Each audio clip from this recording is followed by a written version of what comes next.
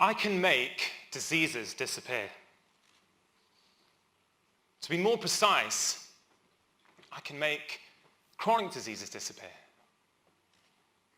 You see, chronic diseases are the long-term conditions like type 2 diabetes, high blood pressure, depression, or even dementia. And there's 15 million people in England who have already been diagnosed with a chronic condition. So that means looking out amongst you now, there's probably about 250 people in here who have one of these long-term conditions. Just one of these alone, type 2 diabetes, is costing the UK £20 billion every single year. And I'm standing here before you saying, I can make these diseases disappear. See, I'm not a magician. I'm what the Americans call an MD. That's not a magical doctor. That's a medical doctor, or what I call a mere doctor.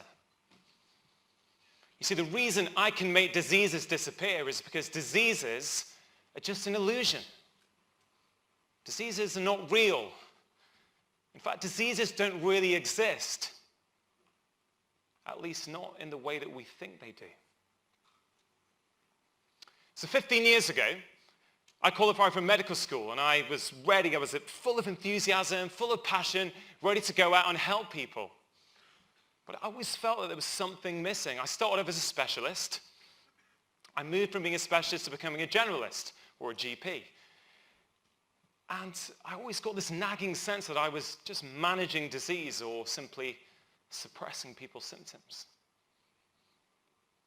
And then, just 5.5 years ago, came the turning point for me. You see, 5.5 years ago, my son nearly died. My wife and I, we were on holiday in France, and with our little baby boy, and she called out to me, said he's not moving. So I rushed there, and he was lifeless. I thought he was choking. So I picked him up, I tried to clear his airway, nothing happened, and I froze. See, she called out to me, my wife said, come on, we've got to get to hospital. So we rushed there, and we were worried because when we got there, he still wasn't moving. The doctors were worried because they didn't know what was happening. That night he had 2 lumbar punctures because they thought he might have meningitis.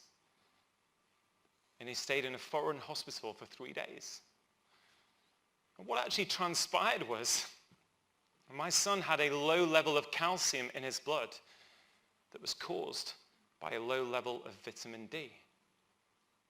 My son nearly died from a preventable vitamin deficiency, and his father, a doctor, knew nothing about it. You see, as a parent, that is a harrowing experience. That never leaves you. But I was a doctor. I was his dad. And the guilt that stayed with me and is still here today, that changes you. So I started reading. I started reading about this vitamin deficiency. And as I started reading, I started to learn a lot of science. A lot of science that I did not learn at medical school. A lot of science that I thought, hey, this makes a lot of sense to me. So I started applying this science. I started applying it, first of all, with my son, and I saw the amazing benefits. So then I started applying it with my patients, and do you know what happened? People started getting better. Really better. You see, I learned how to resolve the root cause of their problems rather than simply suppressing their symptoms.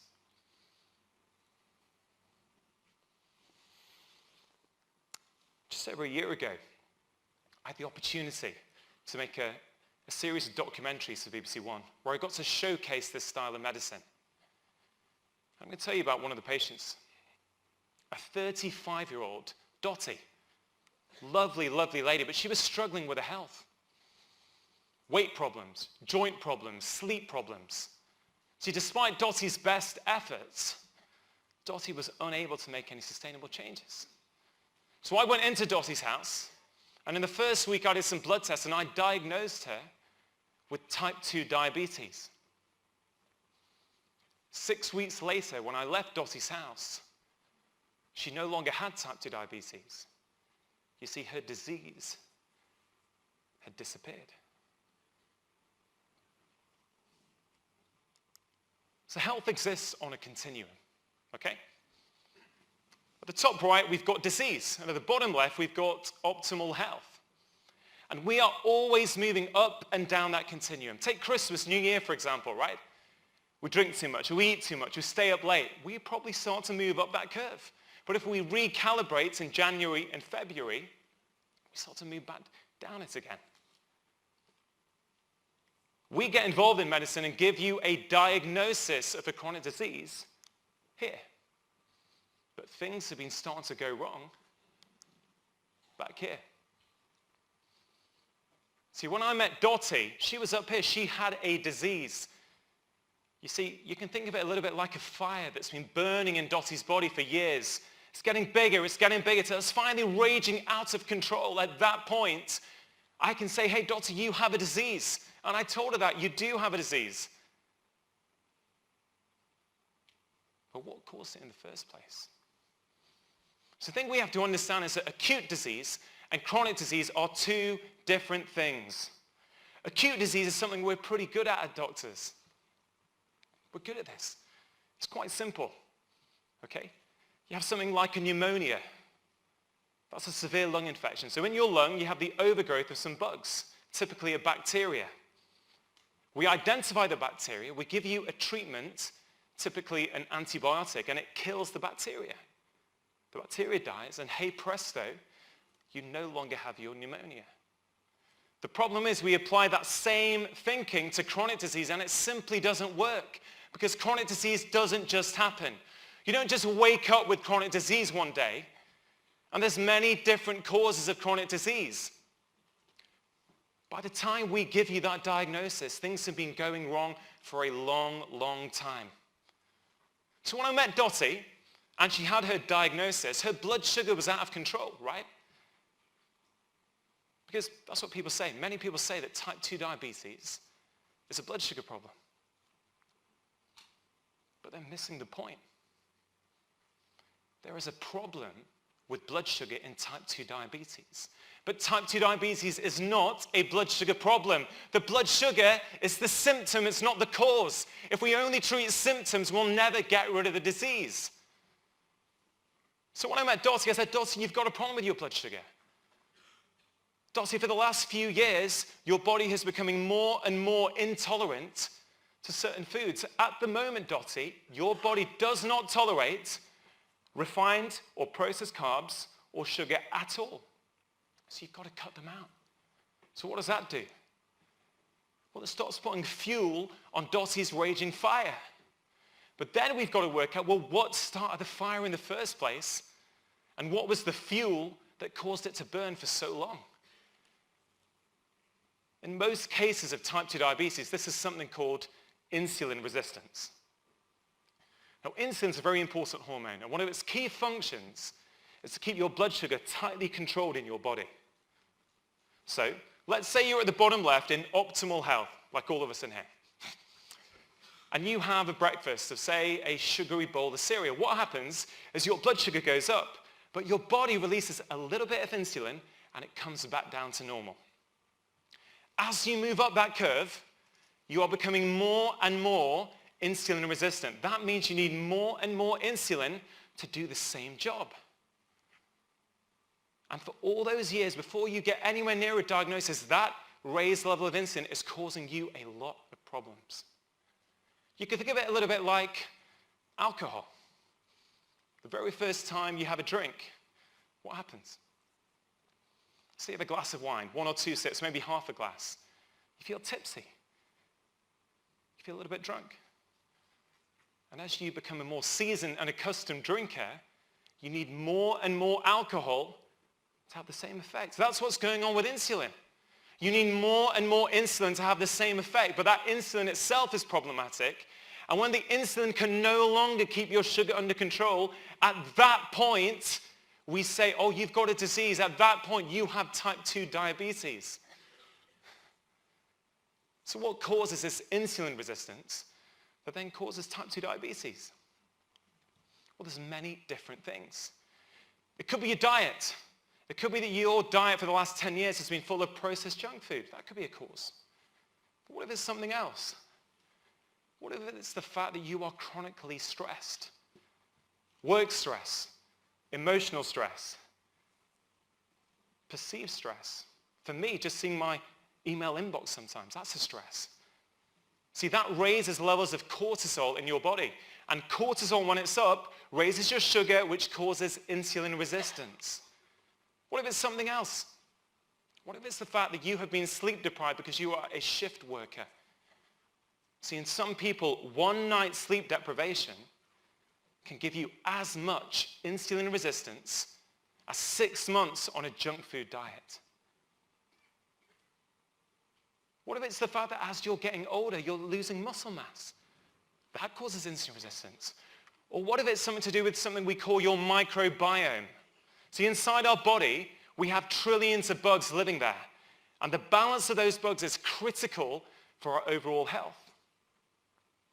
If you have a disruption to that balance, you can get the overgrowth of certain bacteria. And on their jacket, these bacteria have something called lipopolysaccharide, or LPS. And what that does is when it gets in your blood, it causes insulin resistance. You see, the problem is there are many different causes of insulin resistance. And if we don't address the causes for that particular patient, we will never get rid of the disease. That's what I did with Dottie, and that's why 6 weeks after I met her, she no longer had a disease. What about something else, completely unrelated? What about depression? You see, 1 in 5 people are going to get depression at some point in their lives. So what is depression?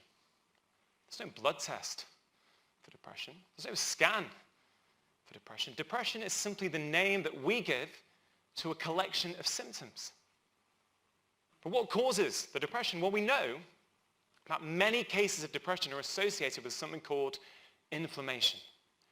Now, this isn't the same inflammation as if you trip up, you sprain your ankle, it gets red, it gets swollen, it gets hot for a few days. But this is entirely different. This is chronic inflammation. This happens when your body thinks it is under constant attack. Now, King's College London, 3 weeks ago, published a study on this. This is current, up-to-date stuff. Patients with depression, if they had high levels of inflammation in their body, they did not respond to antidepressants. If you take a step back, it sort of makes sense, doesn't it? Because an antidepressant is designed to raise the level of a chemical in your brain. But what if the cause of your depression is actually coming from your body and the inflammation that's in your body? Surely it makes more sense to address that. See, what causes this inflammation? Well, your diet plays a part in that. Your stress levels play a part. Chronic sleep deprivation, physical inactivity, a lack of exposure to the sun, which gives you vitamin D, disruptions in the gut microbiome. See, there are many different things. If we do not address the cause, we'll never get rid of diseases. Diseases are the symptom. What about something else? What about Alzheimer's disease? See, we're all living longer, aren't we? But we're scared.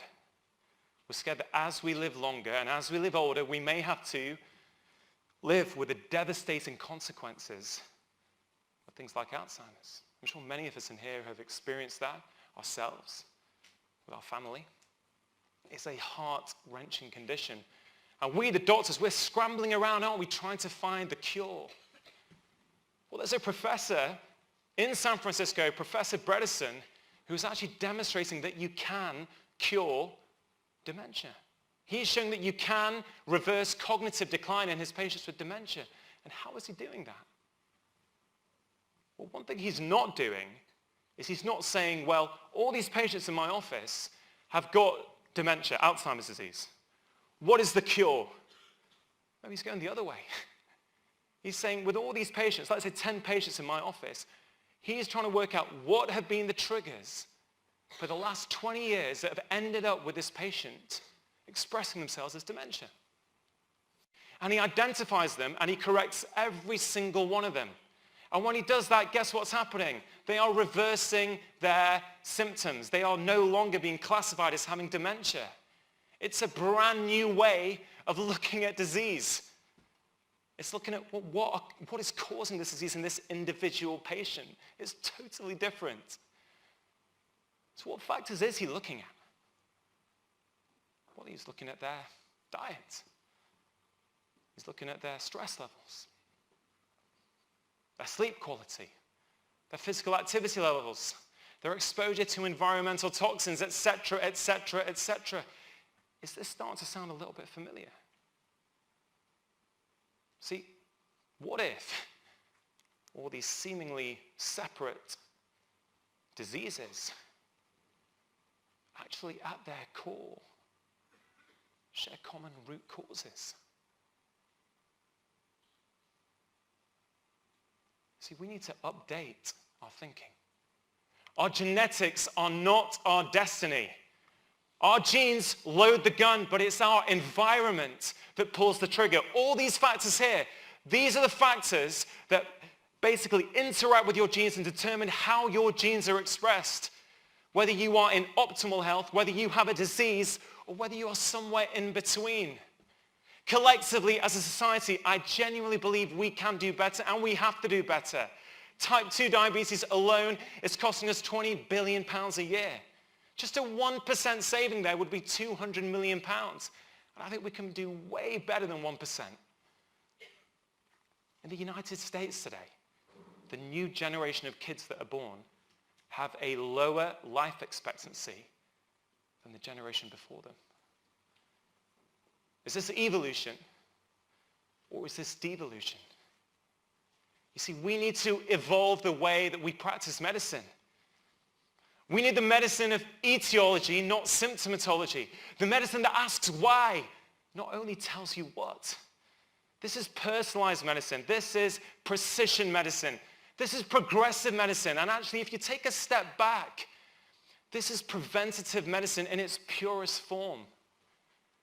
We have got to stop applying 20th century thinking to 21st century problems.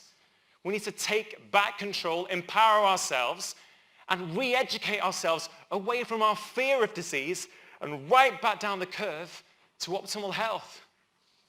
Because if we do, together, I genuinely believe that we can change not only our health, not only the health of our communities, but maybe, just maybe, we could start to change the health of the entire world. Thank you.